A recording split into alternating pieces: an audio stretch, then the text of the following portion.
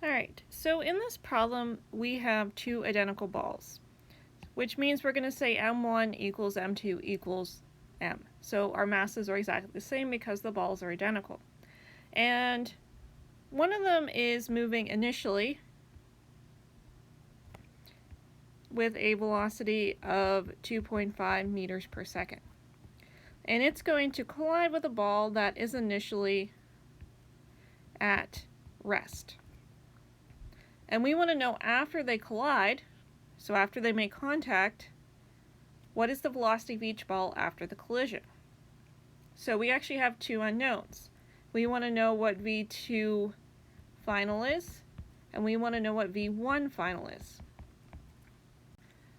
Luckily though, since we have multiple equations, since it is an elastic collision, so we actually have an option of 3 equations to use. As long as we have as many equations as there are unknowns, we can actually solve the problem. So I started here with the conservation of momentum. And the first thing I did was said since m1 equals m2 equals just plain mass, I replaced all of my masses with ones without subscripts. Because what that allows me to do then is to divide each term by mass, which gives me the relationship I'm starting with up here. So we're left with velocity 1 initial plus velocity 2 initial equals velocity 1 final plus velocity 2 final. So I plugged in the given initial velocity for object 1, which was 2.5, and the initial velocity of object 2, which was 0. So when I add those together, I get the 2.5 back.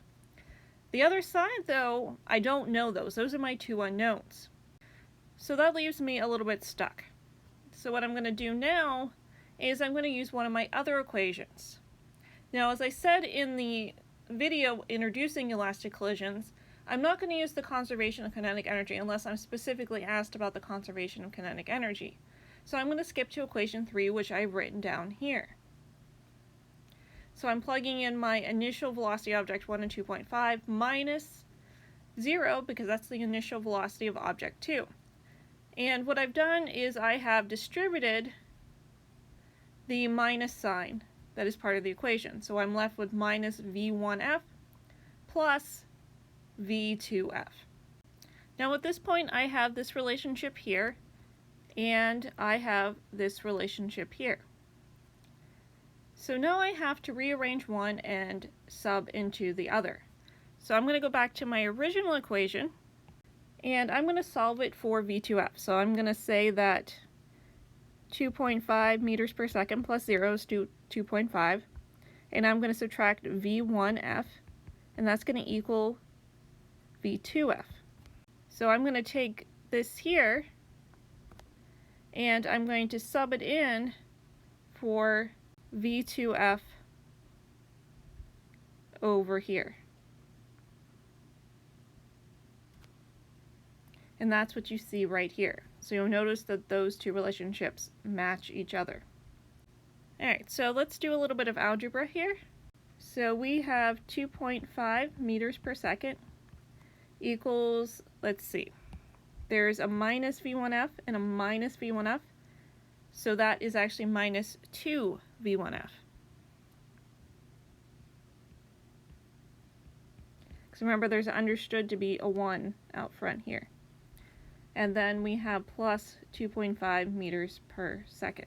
Alright, so I'm going to subtract the 2.5 meters per second from both sides, and I end up with 0 meters per second. And I'm going to divide by the minus 2. So I get that the final velocity of the first object is 0. Now that I have the first velocity, I can sub back into my original equation in order to find the other missing velocity. So I'm going to sub in 0 up here, and that's what I did down here. So 0 plus v2f is still v2f, so I end up with v2f equaling 2.5 meters per second. Now, this occurs because the mass of the two objects is identical. and the collision is elastic. So you're going to practice this in the homework and on the review activity, and the masses of the objects won't be the same. So you will not get this scenario where the momentum of one object is completely transferred to the other, so that the velocity just flip-flop. So you're going to see that the numbers are going to be different than the initial velocities and different from each other. So keep that in mind. You can only do this part down here because the balls are identical and have the same mass. If the masses are different from each other, then you need to actually lead them in the formula and work with this relationship here.